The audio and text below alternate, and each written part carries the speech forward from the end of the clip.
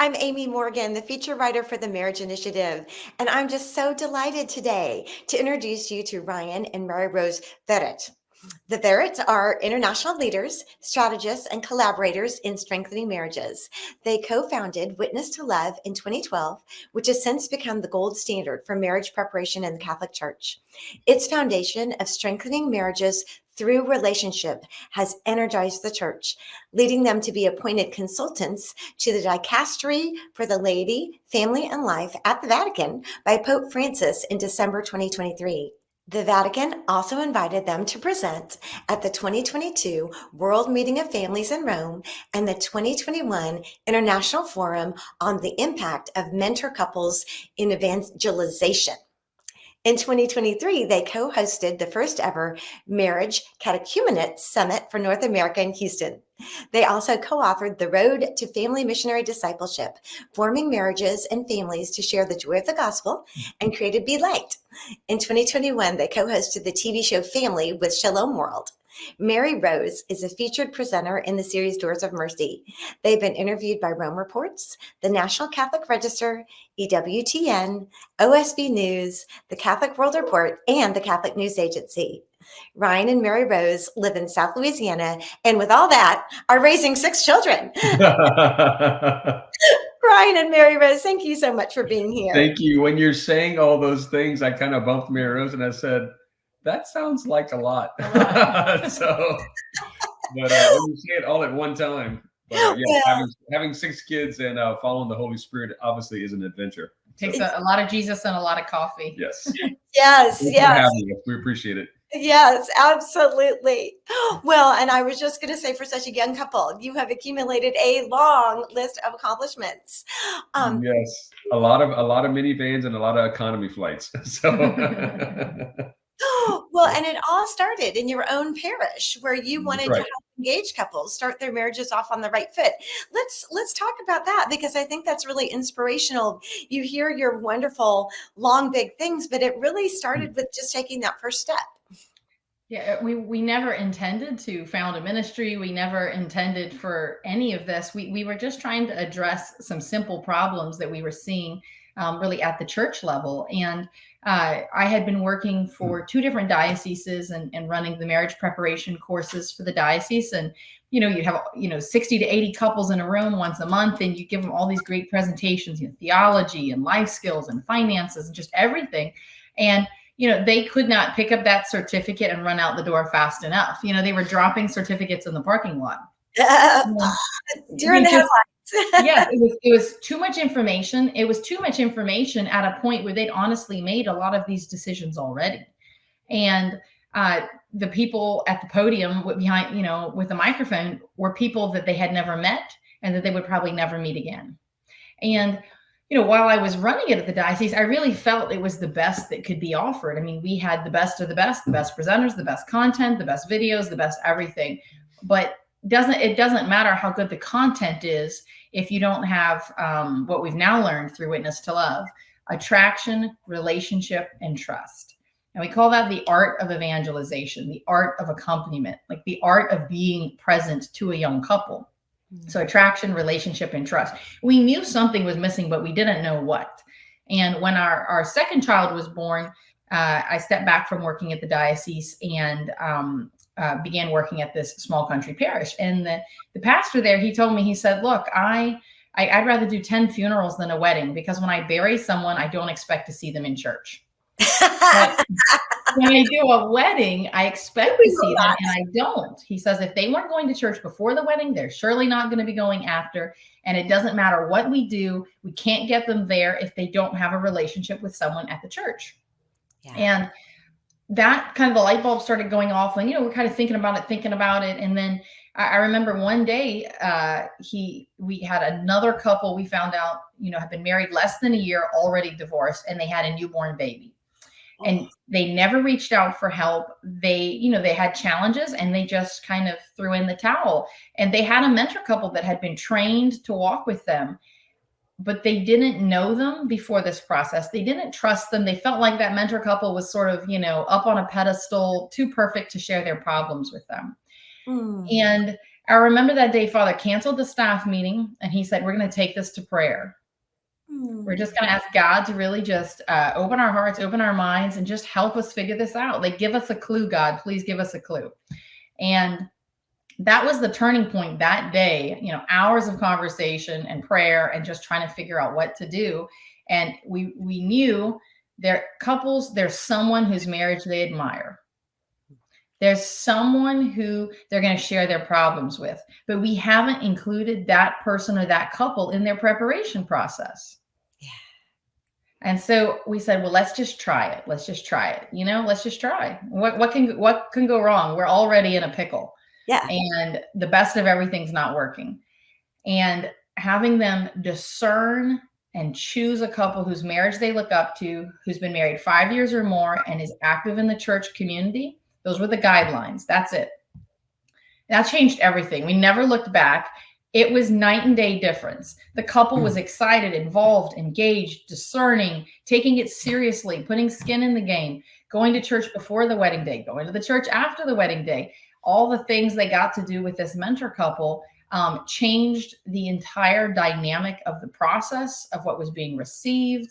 And then after the wedding day, they had someone that they were already connected to and who was involved in the church community and could bring them in and draw them deeper. So it's been incredible. And that was, you know, a little over 12 years ago. And, you know, all the videos and the app and the workbooks and the web, all that stuff came on, you know, over the years. But it's been a whirlwind of a journey. But it all started with really, honestly, prayer and desperation and openness to the Holy Spirit. And like, God, help us find a way. Yeah. And you just saw the need that was right in front of you. And that just as a small snapshot of truly, I know, Ryan, we talked about kind of the need overall. You know, it wasn't just your parish that, Right. I mean, it was kind of the trend overall. I don't know if you want to fill our marriage champions in a little bit about some of your research, because you kind of have the theology and the psychology and the research base, and Mary-Rose has the boots on the ground. I was in the diocese talking to these people. Yes, yeah. I also compliment Mary-Rose on the badge of honor of being able to have work in the institutional church. So it's not that bad, but you can have blinders on when you do this every day. Yeah, I think, you know, because and I highlight the term institution because, you know, we live in a moment in history where so many institutions are you know, are thought to be meaningless to many people, to young people, even older people. You know, they even suspect. You know, they're you know, there's all the structures that we have assumed would be appreciated, parish communities in life that we just would make sense. And marriage definitely has been one of those things we see. Obviously, there's a sharp decline in at least the field that we have primarily served in has been Catholic, you know, faith-based weddings. But we also say, no, just in general, it's not just faith-based marriages that are in decline. Just in general, people are not marrying. And there's been a societal shift and a sort of a breakdown in trust. And I think, you know, Pope Francis highlights, as we're talking about, you know, this art of relationships, attraction, relationships, and trust, this sequence of what witness to love is. I heard someone recently referring to, you know, Pope Francis is highlighting the need for us to kind of begin with the experience of an encounter, and then from an encounter, accompaniment, from an accompaniment to dialogue. And you see that last component, the dialogue. And I think witness to love has provided a space for engaged couples, for young people in the United States to have an honest conversation about marriage and family. I don't think for many young people have been given a beautiful vision of what marriage and family is, sexuality, and kind of all the gifts. I think there's been such a negative perspective that's been received and they've been formed in for whatever reason. Right. And I think witness to love, though, highlights that there are thousands of existing marriages, millions of them in the United States, and we want to provide an opportunity for them to step into the light and say marriage and family is possible in the country. And so Witness to Love really serves that and creates a space for them to have that dialogue that Pope Francis discusses. And they really crave this. On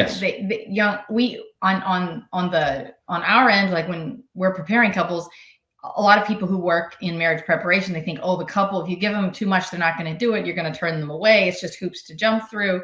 But we realize, no, they actually want something substantial and meaningful. They want to be involved in the process. They want a voice. They want to be heard. And they all have unique needs. And you can't custom fit, some, whether it's an online, like, here, watch these videos and print your certificate, or, go to this room where everybody's hearing the same lecture.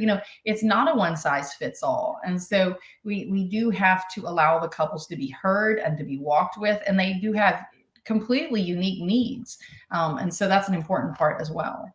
Well, and I think too, at that time when a couple is new, engaged and looking at starting their life together, that is when they are fertile soil. Yes. They're more interested in learning and just starting off at the right foot. And it's a great time. And you've seen some great results. I know you had some testimonials on your website, but let's talk about what you've seen, because this works.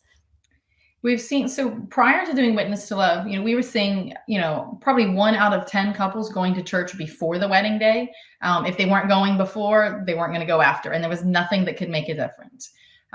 But in Witness to Love, going to church with their mentor couple, going on double dates, joining small groups, prayer groups, things like that, they became involved in the church community. And so we had even 70 to 90% of these couples deciding to go to church, during the marriage preparation process and staying engaged after the wedding day. So, that's huge. And it grows over time, because if there's a lot of young families in the church community and a lot of things for them to do together, you're going to retain the couples even more so than when you first initiate this process. And then also prior to doing Witness to Love, we had a 23% divorce rate at the 5-year mark after the wedding day. And we had done some research with the Austin Institute, and we said, look, we have 4 out of 17 couples getting divorced within 5 years. Is this are we worse than everybody? Are we the same? Are we better? We don't even know. And so it took them about a year to get back to us with data. They did a study on it, and they said, no, you are actually normal. The divorce rate for Catholics is 23% at the 5-year mark. And for the general population, it's 25. There's only a 2% difference. And the general population doesn't usually even require anything. So we're talking about, if you go get married by the justice of the peace, you only have a 2% worse chance, of staying married. That obviously something is not working here. And a lot of it, I think it has to do with the fact that they are disconnected from community. They're disconnected from the church. They're disconnected from that witness of a married couple who is living out a healthy, happy, holy marriage. And so if we don't equip them to find that couple and walk with that couple and bond the two together on this journey, then, who are you going to call a year after the wedding when things get rough? If you call a parent, they're going to take sides. If you call your friend who's divorced, which is their number one person they call, it's not going to be good advice. They're stuck, and so we really have to give them a foundation where they can ask for help and not feel judged asking. Yeah. And, I have to think too, being on the older end of the spectrum and being a mentor couple for my newly married nephew, it's also marriage building for the mentor couple. When Absolutely. you are, giving of yourself as a couple, and you're going through and talking through some of the content and things, it's also such a blessing as you serve. And that strengthens the community, and that strengthens the church, and that just strengthens everything all around. Absolutely. And I think another thing that's unique for the mentor couple's perspective with Witness to Love is that the mentor couple, is chosen. So when they come to this process, they're like, wait, what? No, we're not, we can't, we're not the experts. We can't do this. And then we say, no, we don't want an expert. You are an expert in the sense of that you are married and you have some witness and wisdom to share. So you are going to grow with this couple. And so we do virtue formation for both couples. So the mentor couple discerns, okay, in these kinds of situations, how do I respond? Is there a better way? What does that look like? What have I learned over the years? What can I share? And so the mentor couple is really looking back at their whole marriage, the things they've done right, the things they've done wrong, and how they can do better. And then sharing that wisdom and that witness with this young couple who really kind of idealizes them. And so the young couple says, oh my goodness, I had this couple on a pedestal, but the reality is they're kind of more like me, and we can share with them and confide in them, and we can grow together. And there's something that happens right there when, when you're vulnerable and you're authentic. And some people will say, well, I mean, witness to love, I mean, it's more kind of like theology, where's the life skills? And we're like, no, the life skills are in there. It doesn't matter if you know the definition of good communication, if you don't have the virtues to go with it. Yeah. If you can't be kind and humble and honest and all these things, then good luck if like these are the steps of, having a good conversation or resolving conflict. So we do both. We give you the conversations, the accompaniment, the witness, the tools, to journey in such a way that, at 1 a.m. when you have a newborn baby screaming and you and your spouse are at wit's end, nothing you learned in marriage prep is going to help you if you haven't got a little bit of a muscle of virtue going, and you have a mentor that you can like pick up the phone and call. Yeah. Well, and that was what Ryan was saying about that. So let's talk about the content, because you guys didn't just repackage something. You Sure. drew from your, your training and your, you have some really interesting degrees in theology and psychology, and you drew from your training to really pack the content with really valuable information, talking about virtues. And so tell us what's in it, because I know our marriage team. Yeah. And the I think what makes Witness to Love successful is that we take a comprehensive approach on what makes a person and what makes a couple a couple.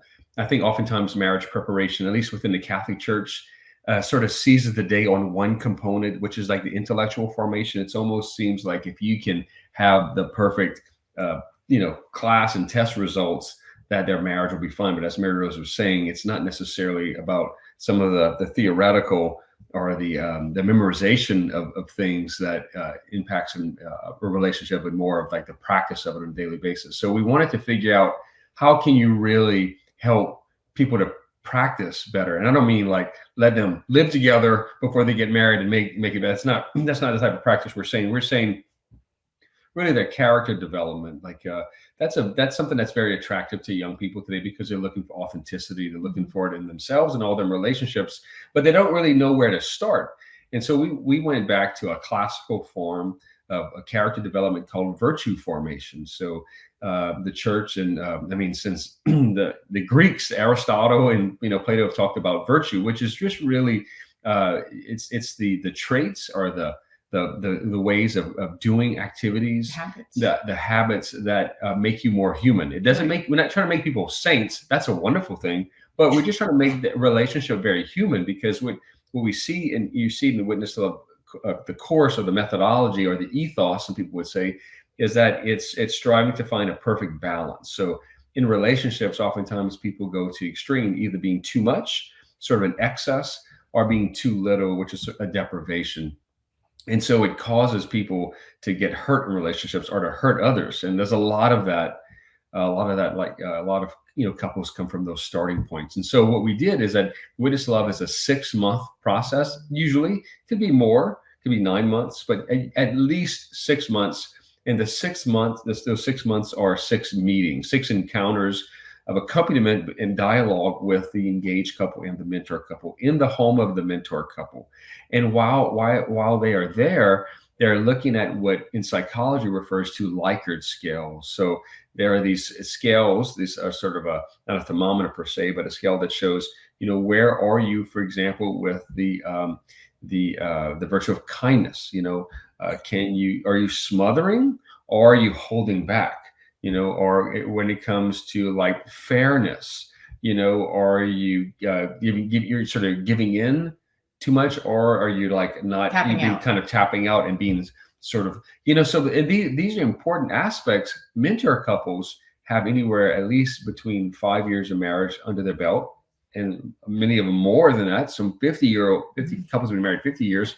And so they can kind of say, no, like that path you're on is not going to lead to a better relationship, or actually you're doing a pretty good job. Keep doing this and watch these sort of blind spots. Mm-hmm. And so what we know, though, for a fact, that all like authentic faith formation and understanding of what God's covenant is, a covenant will only make sense, or authentic faith formation only makes sense if there's a relationship underneath to sustain it. So we'll say that authentic evangelization moves at the pace of a friendship. And so we're saying you can't skip a step. And so we don't want to just appeal to the intellectual side of formation. We have to say, okay, where is the body? So like character development or virtue formation.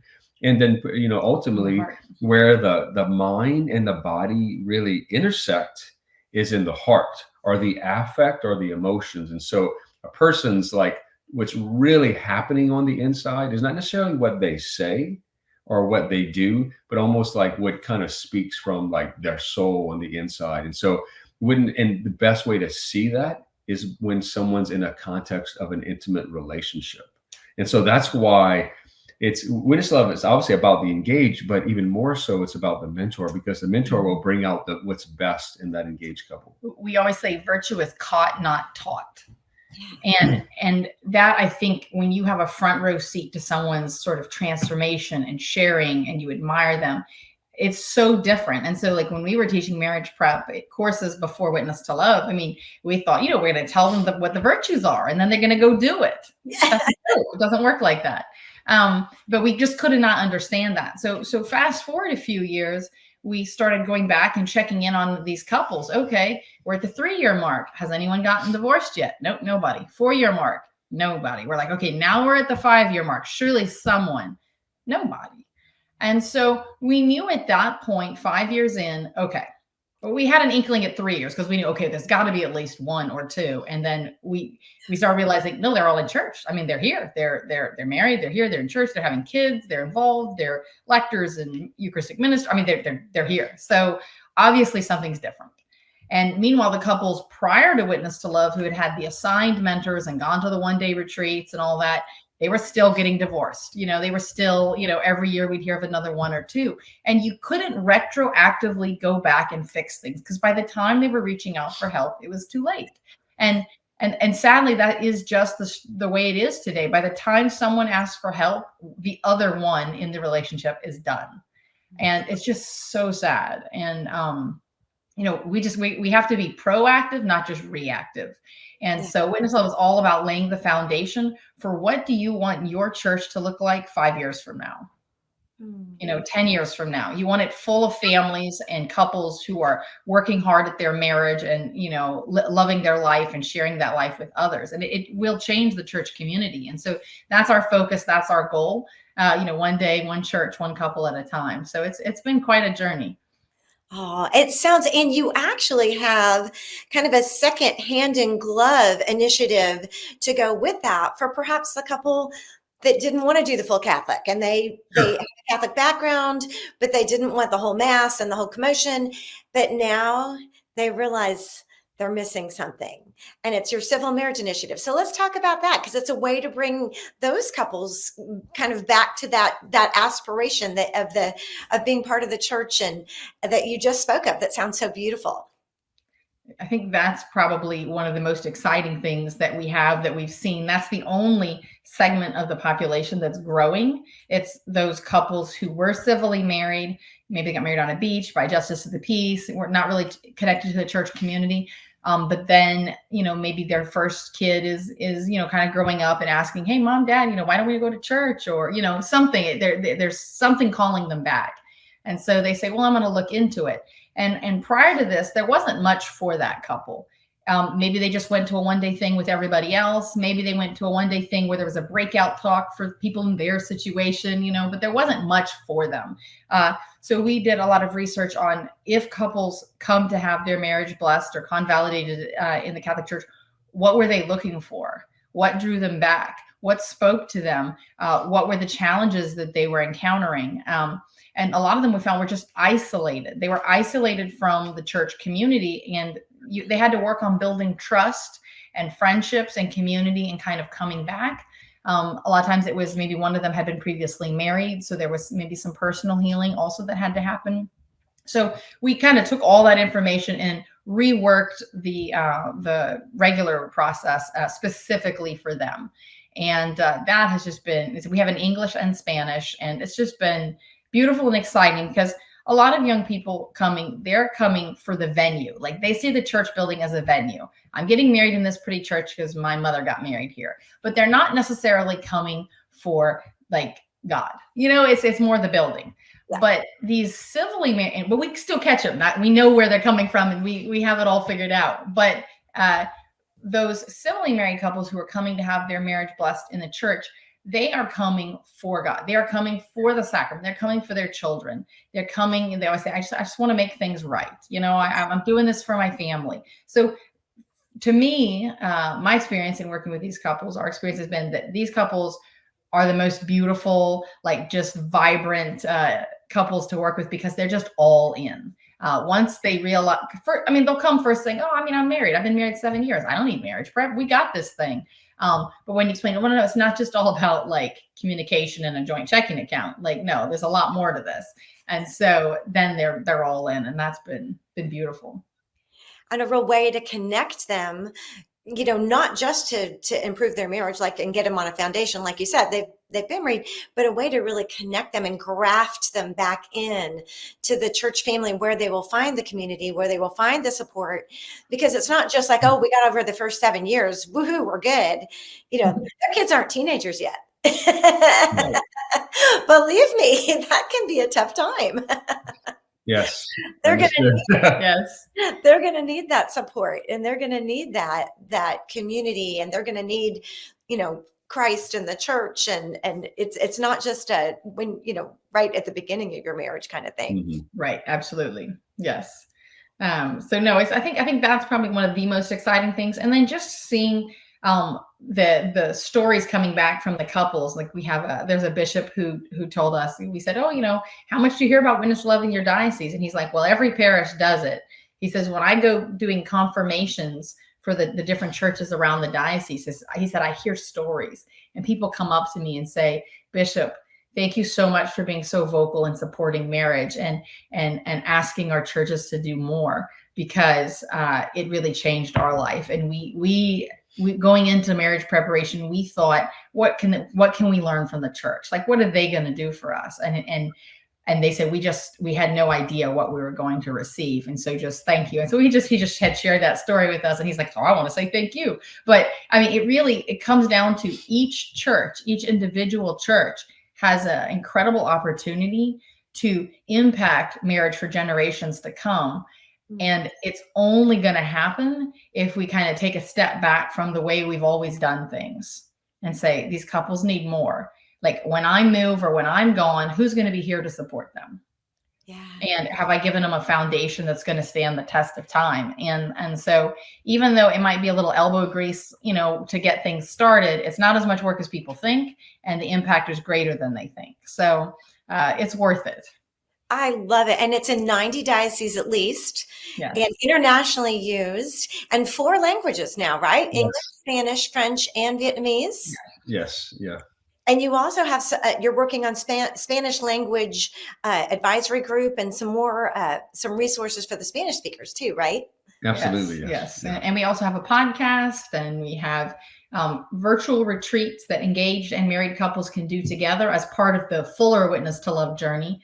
We have small group activities that churches can do for married couples. And we have so many different resources. So yeah, if you go to witnesstolove.org, you can kind of go get lost and look at all the different resources. But everything we've done in collaboration with other church communities. So there's nothing where we said, we're going to go do this. It was more the churches said to us, do you have this? Can you do this? Can I work with you on this? So everything is very much sort of a pilot partnership with different church communities, and then we come back and kind of try to perfect it. Yeah, so what makes Witness to Love sort of unique is that we're not, our priority is not content or resources. We don't, in fact, the less we can sometimes create, the better. But I think first and foremost is trying to serve a movement of the Holy Spirit to renew the nation and beyond through the gift of marriage and family, and that is that's a lot of work, right? And so it's building friendships and a network of great people,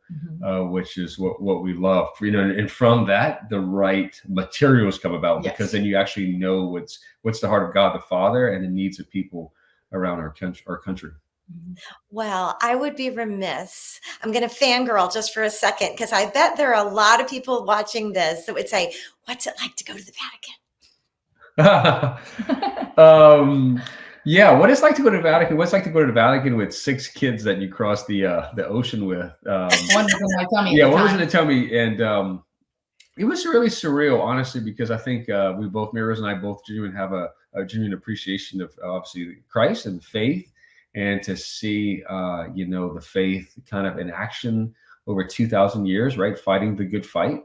And to kind of stand in the place that so many people have advocated for faith in the past. It's overwhelming. It's beautiful, and it's I don't know. There were families from all over the world there that we got to visit with and talk to, and our kids were like, "Oh yeah, we just hung out with a family from Sweden, and we hung out with a family from Russia, and we hung out with a family from the Ukraine." I'm just thinking, "Oh my goodness, this is crazy," and just coming back with stories. So every day at the end of the day, we would kind of regroup and share stories, and we met so many wonderful couples and priests and bishops and leaders and people who are just passionate about marriage, all there in one place, praying and working together and listening to each other. And there was one family that had like 20 some foster kids in Spain, and they just like people with such big hearts, all together focused on marriage. And it was really it was incredible. And I think that the kids, I mean, they'll definitely never forget it, but it was surreal. And we kind of go back and think about it often. And did we do that? Was that real? Did that happen? So we would go back and like look at pictures with the kids, and it was very special. It was a gift. I think the neatest thing is that we had a fun with our kids. My family has a hardware store here in South Louisiana, and for several weeks they had a lemonade stand, because I said, ice cream on a daily basis with all the kids is a lot. And so they were predicting a heat wave too in Italy at the time. So in addition to the cool behind the scenes in the Vatican, we ate a lot of ice cream. It's called gelato. Yeah, gelato. And that was real memorable. Yeah, so the kids had the lemonade stand ice cream fund, and that is like they worked that every Saturday morning for weeks. And so we put it all in a little envelope, and we got it changed at the customs place, and they treated us to ice cream the whole time we were there. It was awesome. I love it. Oh, well, I know our marriage champions really appreciated that, just to get a tiny little glimpse of that, because that's not an experience most people get, and it's kind of neat to get to hear and learn from you. So, Mary-Rose and Brian, thank you so much for being here. It was just Thanks such a for having us. Yes, it was a wonderful conversation. Thank you for having us. Oh, and as always, Marriage Champions, if you'd like to learn more about Ryan and Mary-Rose and Witness to Love, you can find us at marriageinitiative.org.